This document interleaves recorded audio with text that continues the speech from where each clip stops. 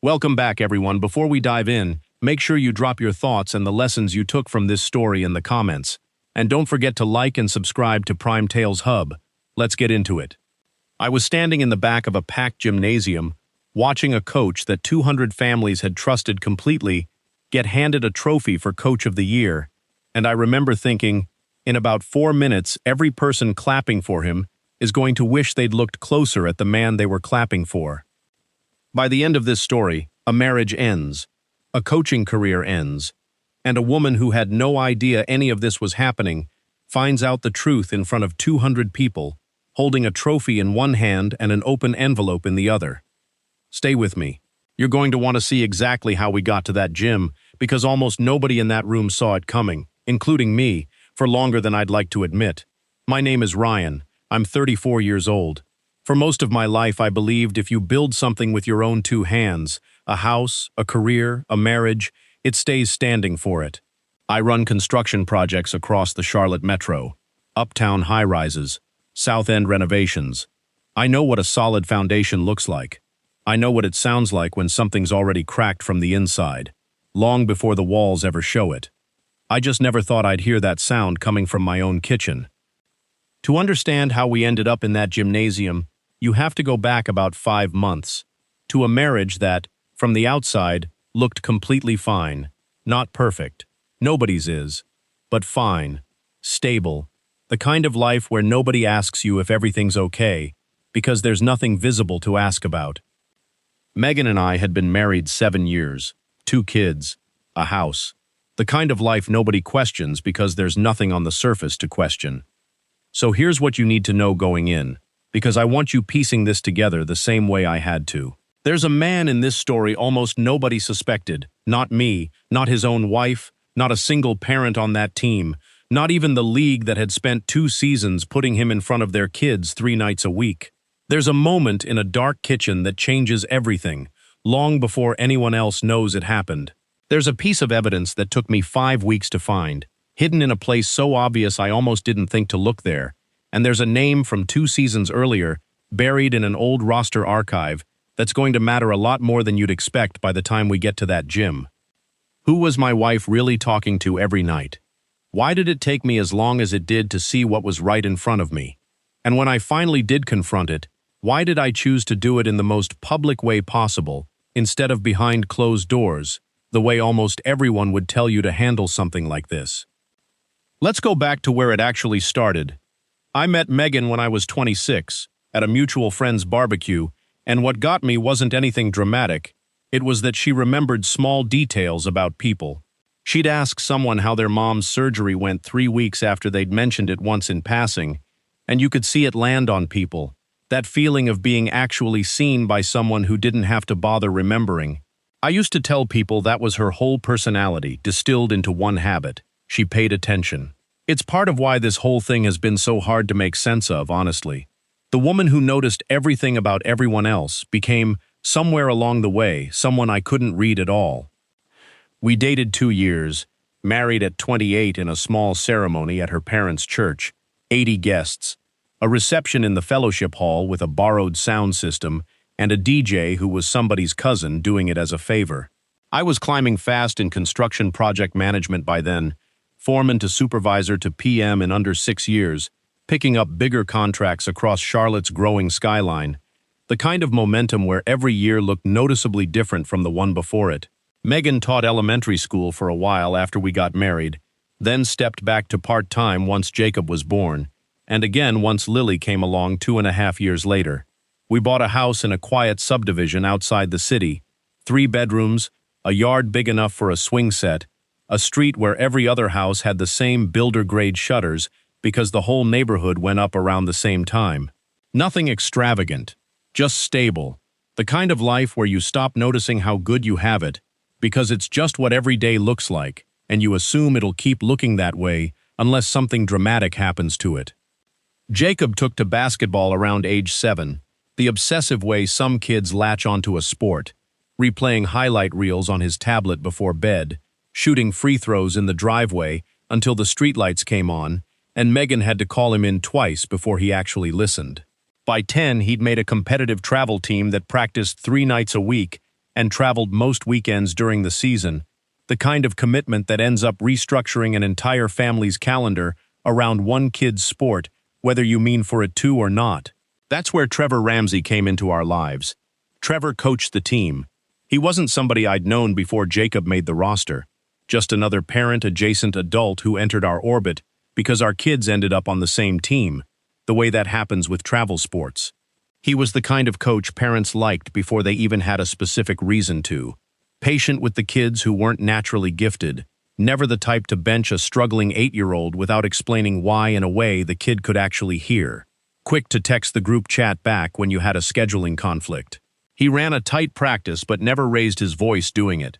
Married to a woman named Jenna who ran the team's snack rotation and showed up to every single game, home or away, rain or freezing cold, with a cooler of orange slices and a smile for every kid on the bench, not just her own. Trevor and Jenna didn't have kids of their own as far as I understood it, which made the amount of time and care they both poured into other people's children feel, at the time, like something worth admiring rather than something worth a second look. I want to be honest about something here, because it matters for what comes later, and because I think it's the part of this story most parents watching are going to recognize in their own lives. I didn't suspect Trevor first. If you'd asked me, 5 months before any of this came out, who I'd be most cautious about around my wife, I'd have named a different guy entirely.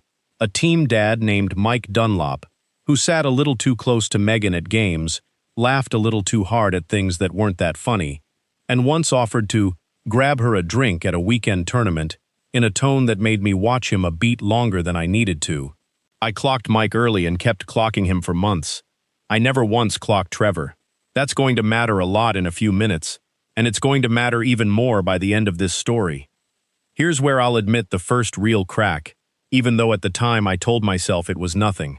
About 4 months before the night that changed everything, Megan's phone became a permanent extension of her hand. She used to leave it face down on the kitchen counter for hours at a stretch, forget about it through dinner, sometimes not check it until the next morning. Now she carried it room to room, into the laundry room, into the bathroom, propped up on the edge of the tub while she got ready in the mornings. She had a built-in excuse for all of it too, one that sounded completely reasonable for the wife of a kid on a competitive travel team. Team logistics. Carpool coordination.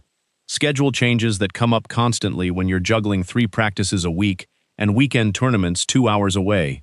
I had no real reason to question any of it, except for the way she smiled at that screen. Not a polite, distracted smile, the kind you give a funny text from a friend. The specific, unguarded smile she used to give me, years earlier, before 2 kids and a mortgage, and the slow erosion that happens to every long marriage, whether you notice it happening or not. The smile from before either of us had to try. I noticed. I told myself it was nothing.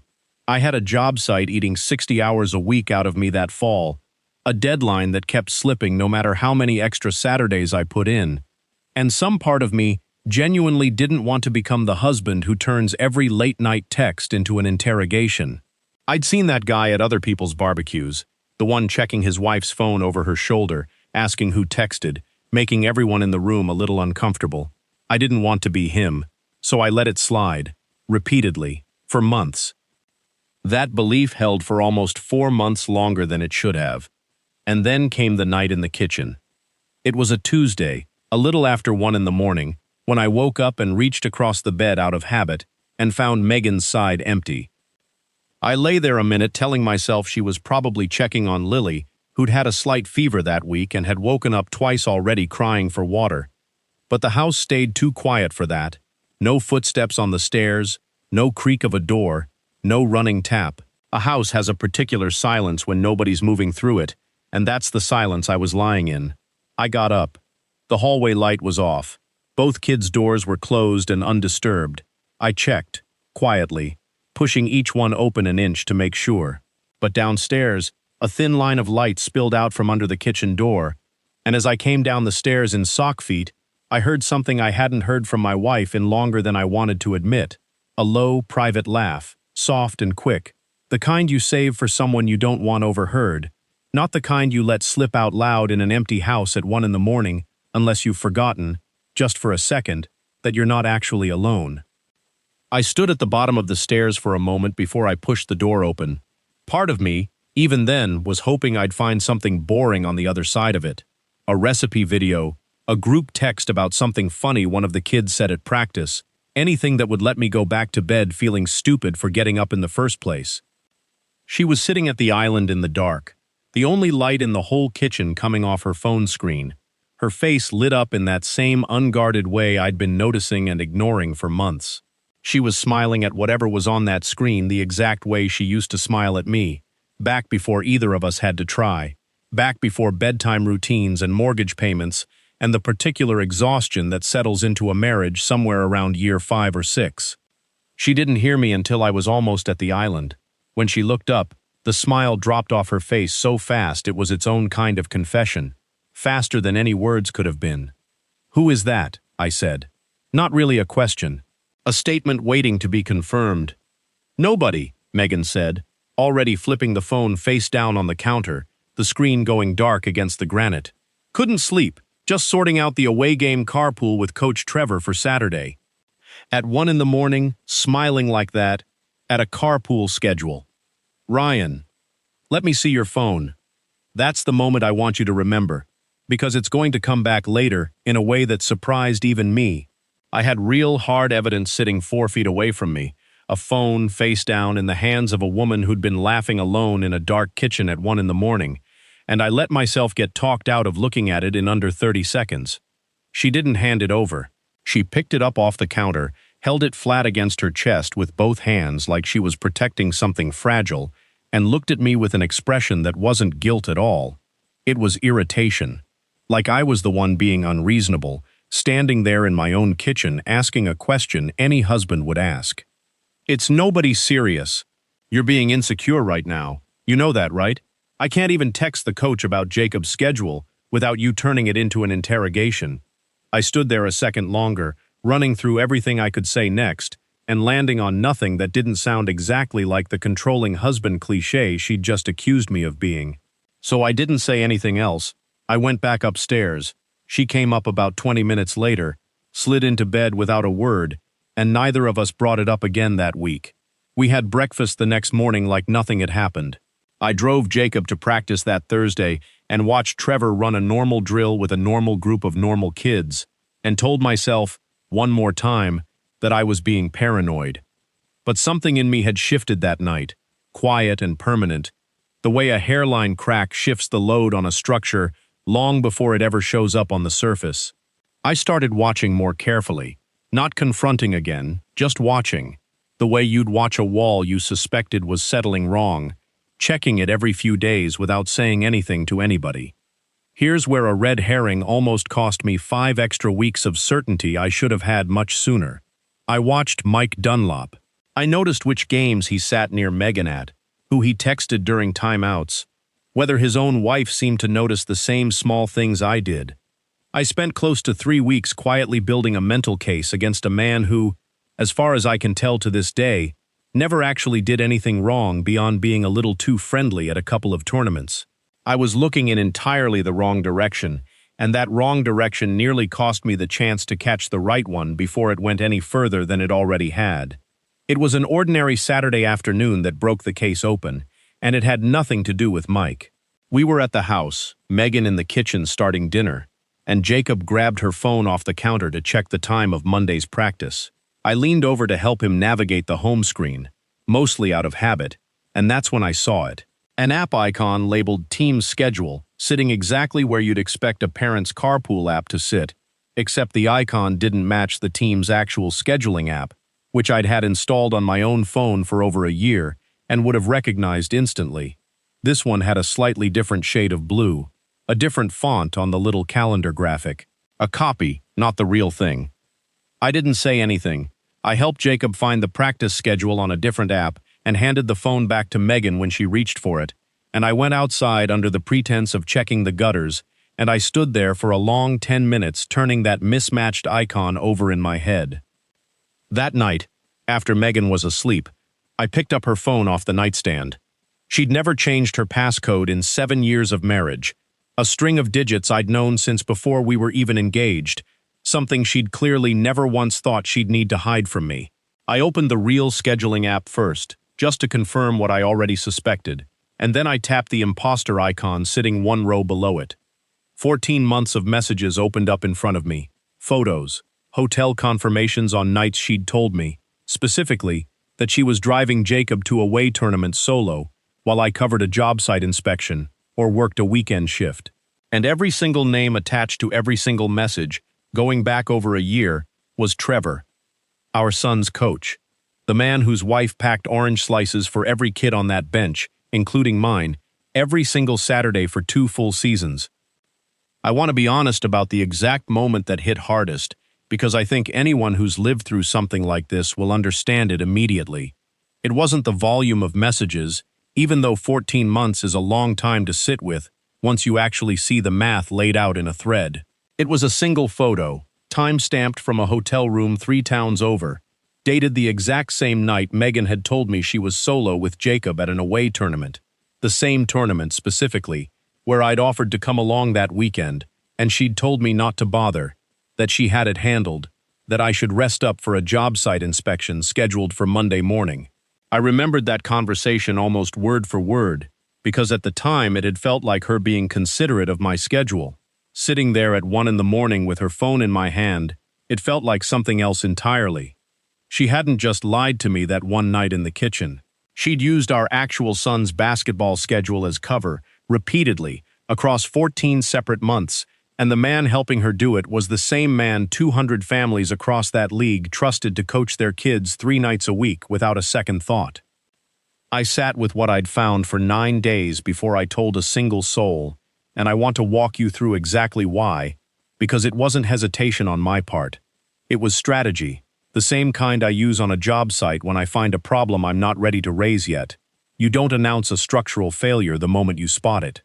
You document it first, fully, before anyone has the chance to start covering it up. My first instinct, the night I found that folder, was to wake Megan up right there and put the phone in her face. I actually got as far as standing at the foot of our bed with it in my hand before I stopped myself. I thought about the kitchen, weeks earlier, how fast she'd turned a completely reasonable question into evidence of my own insecurity, how effortlessly she'd flipped the entire conversation onto me in under a minute. I knew, with total certainty, that if I confronted her alone, in our own house, with nobody else present, this would somehow become a conversation about my trust issues, rather than her 14 months of lying. I'd already watched her pull that move once. I wasn't going to hand her a second shot at it with stakes this high. So instead, I built a timeline. I went back through old credit card statements going back over a year, cross-referencing every team logistics night and every away tournament weekend against the dates and locations in the messages. I found 6 separate occasions where Megan had told me one specific location, and the messages confirmed she'd actually been somewhere else entirely, usually within a few miles of wherever Trevor happened to be that same weekend. I screenshotted everything. I printed it. I made 2 complete sets. One I kept locked in a drawer at my office. One I kept in a lockbox at my mother's house an hour away, because some quiet, careful part of me understood that the moment this came out, things could move fast in directions I couldn't control, and I didn't want a single piece of evidence to mysteriously disappear off our shared home computer, or our shared printer in the meantime. There was a night, about a week into building that timeline, that nearly blew the whole thing open before I was ready. Megan came home from what she'd called a team meeting about the upcoming tournament bracket and mentioned, almost too casually, setting her purse down on the counter without quite looking at me, that Trevor had said something about needing a new phone soon because his current one kept glitching on him. I sat at the dinner table that night, helping Jacob with a worksheet 15 feet away, and felt something cold settle into my stomach. They were getting nervous. Somewhere in 14 months of confidence, a small crack of paranoia had opened up between the two of them, and they might be planning to wipe a device clean before I ever got the chance to see what was on it. I went down to my office that same night after everyone was asleep and made backup copies of everything I had, twice over, just in case. The harder question, once I had the proof locked down 6 ways, wasn't whether I had enough. It was what to actually do with it.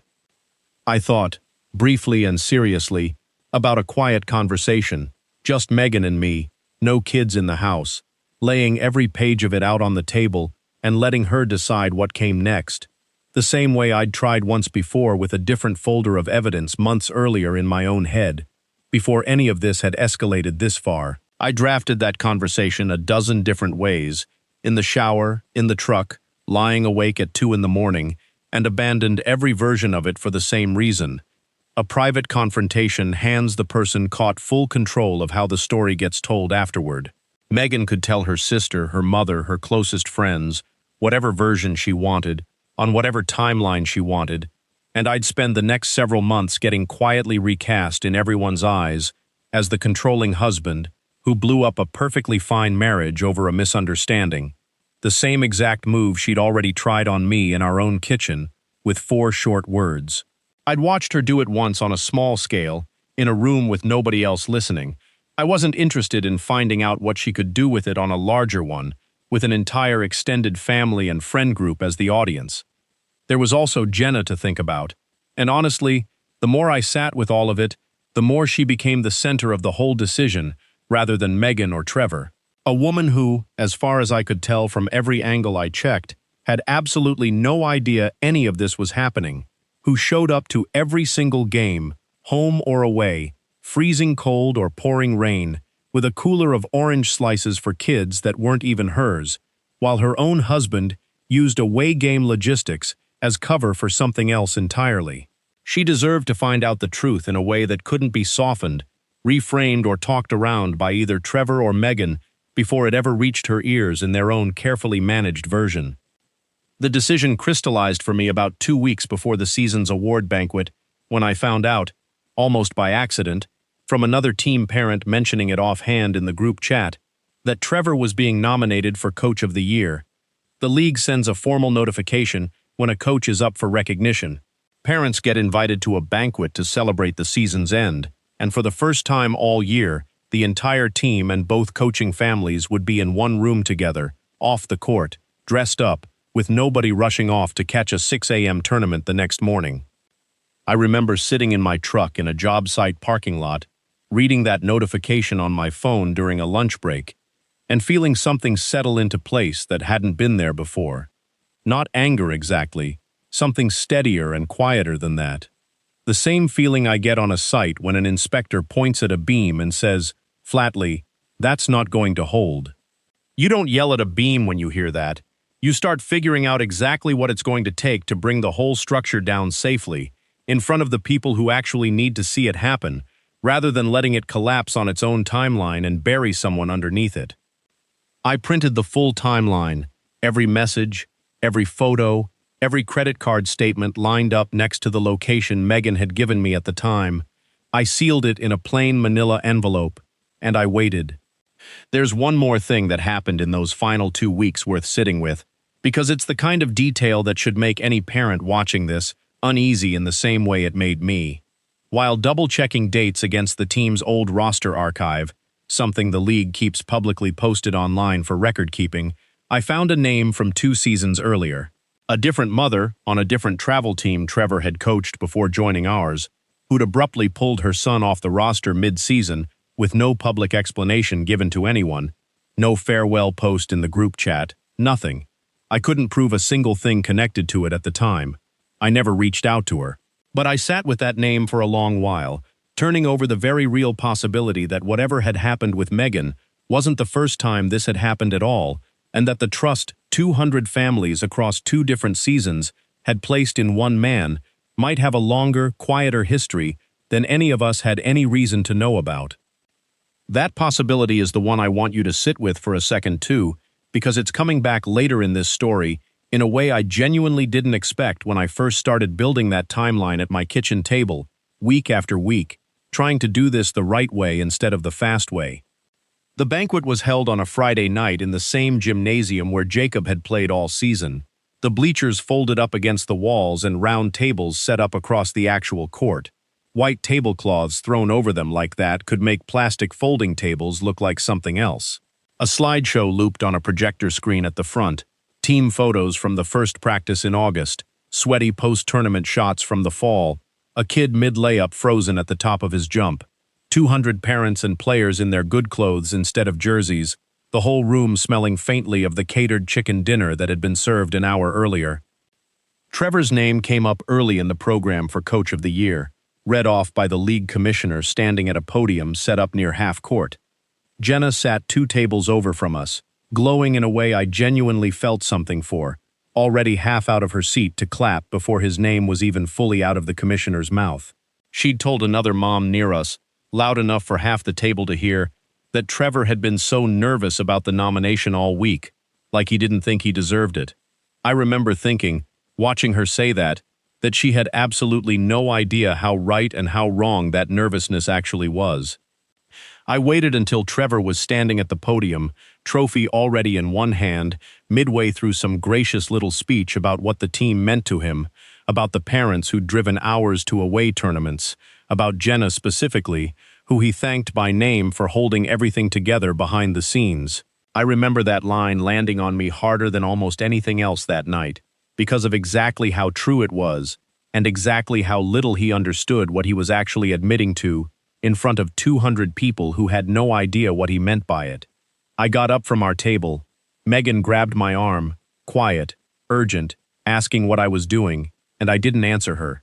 I walked the length of the gym to where Jenna was sitting. I didn't say anything dramatic. I set the sealed envelope down on the white tablecloth in front of her and said, quietly enough that only she and the 2 people next to her could hear, "You should probably open that before he sits back down." She looked at me, confused for half a second, then down at the envelope, then opened it right there at the table, while her husband was still talking at the podium 15 feet away, completely unaware. I watched her face change the exact same way mine had, weeks earlier, standing in my own kitchen at 1 in the morning. That same stunned stillness, the slow, sick recognition of a floor that had been compromised for over a year, without her ever once feeling it move underneath her. She flipped through 3 pages before she looked up, first at the photos, then across the gym at her husband still mid-speech, then at Megan, sitting beside our empty chair, frozen the moment she clocked the envelope already open in Jenna's hands. Jenna didn't make the kind of scene you'd expect from a moment like that. She didn't scream. She didn't cry. Not yet. She stood up slowly, smoothed her dress down with one hand, and walked the full length of that gymnasium in near total silence, while Trevor was still talking, his voice the only sound in the room besides her heels on the gym floor. She set the open folder down directly on the podium in front of him, photo side up, in full view of the 6 closest tables and anyone else paying attention by that point, which by then was nearly everyone. Trevor stopped mid-sentence. I watched him look down at his own hand, the one holding the trophy, then down at the folder, and something in his face just emptied out completely, the way a man's face does when he understands, all at once, that every version of the next 10 years he'd been quietly planning has just collapsed in front of an audience. The room didn't erupt the way it might on television. It went quiet in the specific way 200 people go quiet when they all understand, in roughly the same 3 seconds, that they're watching something they were never supposed to see. A few phones came up. I noticed that even in the moment, the instinct to record, but most people just sat there, frozen, the way you do when you're not sure if standing up would make things better or worse. Jenna said something to him, 4 words I'm fairly sure I caught right but won't repeat here. Quiet and controlled, not loud enough for most of the room to make out clearly, and then walked straight out the side exit without looking back once. Not at him, not at the trophy still sitting on the podium, not at anyone trying to catch her eye on the way out. Trevor stood at that podium for what felt like a full minute, trophy still in one hand, folder open in front of him on the podium, before someone from the league finally walked up and quietly guided him off to the side, away from the microphone, away from 200 people who'd just watched his entire public reputation come apart in real time. Megan didn't say a word the entire drive home. I didn't either. There wasn't anything left between us that needed saying out loud. Not that night. Trevor was quietly removed from his coaching position within the week. The league sent out an email to every parent citing personal circumstances, language vague enough to mean nothing to anyone who hadn't been in that gym, and perfectly clear to everyone who had. Jenna filed for divorce before the season's final paperwork was even closed out with the league. Megan and I separated about a month after that. Once the initial shock wore down into something quieter and more practical, figuring out a parenting schedule, dividing up the house, the unglamorous administrative grief that follows the dramatic part once the dramatic part is over. Here's the surprise I genuinely didn't expect when I first started building that timeline, the one I asked you to sit with a while back. About 3 weeks after the banquet, a woman reached out to Jenna directly. The same mother I'd found buried in that old roster archive, the one who'd pulled her son off Trevor's previous team 2 seasons earlier, with no public explanation at the time. She'd seen a mutual friend's post about what happened at the banquet circulating in one of the parent group chats, and she finally told Jenna the real reason she'd left that team 2 years before any of this. Nearly identical circumstances, with a different mother on that earlier roster. She'd never said anything publicly back then because she didn't have proof, just a feeling and a quiet decision to remove her son and walk away rather than make an accusation she couldn't actually back up with anything concrete. That single conversation meant Megan wasn't an isolated lapse in an otherwise solid marriage on Trevor's end.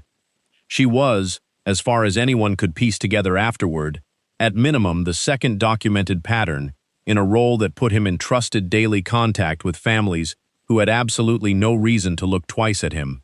The league quietly opened a broader review of his conduct across both seasons once that came to light, and from what I understand, at least one more name surfaced during that review that nobody had ever connected to anything before the banquet made people start comparing notes. Jacob switched to a different travel team the following season. He doesn't know the full reason why, just that we both agreed a change would be good for him, a fresh group of teammates, a different gym on different nights. He seems to have adjusted better than I expected, honestly. Kids tend to, more than we give them credit for, as long as the adults around them stay steady and don't make the kid carry weight that was never his to carry. I moved into a rental about 15 minutes from the house. I see both kids regularly, every week, not every other week, something Megan and I actually agreed on without a fight, which surprised me more than almost anything else that came out of this whole situation. We've managed to keep things civil for the kids' sake. There was no dramatic blowout after that night in the gym, no screaming match in a courtroom, nothing that made the local news. Just a slow, quiet unwinding of a marriage that had already been structurally compromised for 14 months before I ever found the folder that proved it, the way a building doesn't usually fall down loudly. It just settles, quietly, into whatever shape its actual foundation can support. Here's the thing I keep coming back to, the lesson underneath all of it that I think matters more than the affair itself. I spent nearly 3 weeks watching the wrong man. Mike Dunlop never did anything except sit a little too close at a couple of tournaments, and I built an entire quiet case against him in my head while the actual danger was standing on the sideline every single practice, holding a clipboard, trusted by 200 families who had absolutely no reason to look twice at him either. If you're a parent watching this, that's the part I genuinely ask you to sit with, not the betrayal itself, not even the specific details of who did what to whom. The fact that the person you'd least suspect is so often exactly the one worth watching closest, simply because nobody else in the room is doing it, because his whole position depends on nobody ever looking twice. Megan didn't lose a husband that night in that gym. She'd already lost that 14 months earlier, the first night she chose a hidden folder over telling me the truth in our own kitchen. What she actually lost in that gymnasium, in front of 200 people, was the one thing a hidden folder can protect for exactly as long as nobody finds it. The ability to control how and when the truth finally came out. And by the time that envelope landed on Jenna's table, that was the only thing she'd had left to lose anyway. I want to ask you something before you go, because I think it matters more than how the story ends. If you'd been Jenna, standing at that table with that envelope in your hands while your husband was still mid-speech 15 feet away, trophy in hand, would you have walked it straight to that podium the way she did, in front of everyone? Or would you have waited until you were both alone, somewhere private, away from 200 witnesses? There's no wrong answer here. I've thought about it more times than I can count myself, and I'm honestly still not sure which one I'd choose if our positions had been reversed. And here's the harder question, the one I really want to read in the comments. Would you have spotted the red flags I missed? I watched the wrong man for 3 weeks while the right one coached my son twice a week, holding a clipboard, completely unbothered, while 200 families looked right past him. Tell me where you're watching this from. And tell me honestly, do you think you'd have caught it sooner than I did? Or is it easier to say that from the outside, watching a story instead of living inside one? If this story kept you watching all the way to the end, stick around, because the next one might be even harder to look away from. A story about a woman who found out the man she'd been sending money to for 2 years online didn't actually exist at all. Subscribe to Prime Tales Hub so you don't miss it. We'll see you in the next one.